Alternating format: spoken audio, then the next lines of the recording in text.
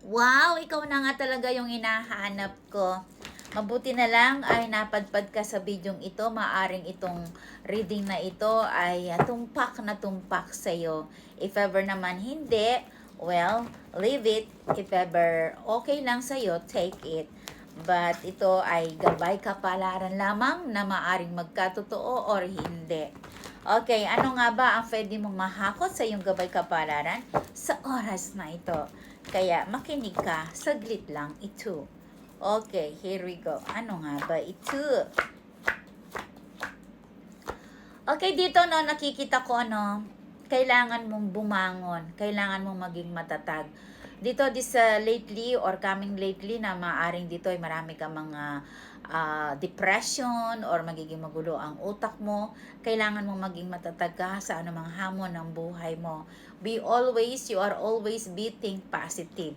Ang anumang mga pagsubok na dumarating sa buhay ay caring-carry at malalampasan.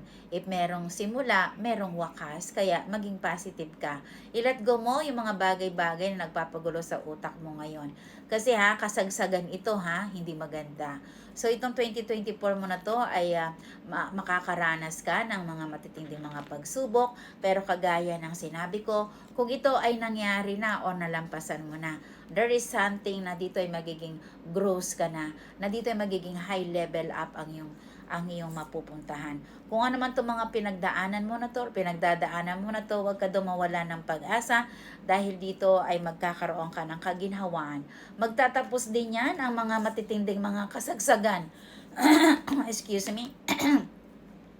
Kasagsagan ng bagyo na dinadanas mo, na dito kung ano man to mga sinusuri mo, parang kasi dito na marami kang mga plano, marami kang mga propaganda, na talagang dito ay ginugusto mong paghirapan, na kahit na dito ay maghirap ka na iginagapang mo sa kahirapan dahil sa mga goals na ginugusto mo. Pero ang sabi niya, kung kailan ikaw ay nagsumikap ka, nagtiyaga ka, meron kang hindi mo to inaasahan na madi-disappointed ka. Maging wais, maging mautak ka rin sa mga pinagkakagastusan or sa mga pinagdidesisyonan, lalo na rin sa buhay pag-ibig mo, no?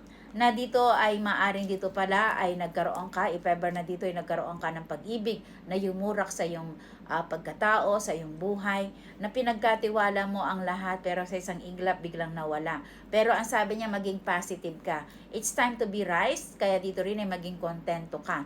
May mga bagay din na darating sa buhay mo na dito ay nagsumikap ka, tapos dito meron ka palang inaplayan na akala mo mas magandang oportunidad ito or magandang negosyo ito, na bigla ka naman pala itong nabudol. Kaya sabi niya, you have to be think first bago mo ito gawin, bago ka mag-spend ng money.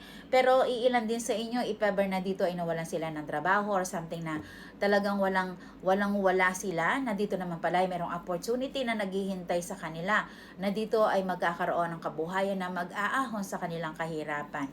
Okay? So yun lang muna ang nagbabagang balita ng iyong gabay kapalaran. So huwag madismaya dahil ang anuman mga suliranin ay caring-carry, huwag mag-isip ng hindi maganda. Kasi dito meron din ako nakita rito na halos dito ay sakta na lang nila ang sarili nila. So maging positive kayo, laging manalig sa puong may kapal, dahil kapag tayo ay magiging positive ang buhay natin at magkakaroon tayo ng forcing na ipoforce natin ang sarili natin na tayo magiging matatag at go lang tayo, huwag kayong bibitaw.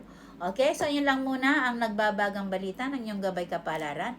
Muli si Lady Diyosa ng kagandahan ang nag-uulat.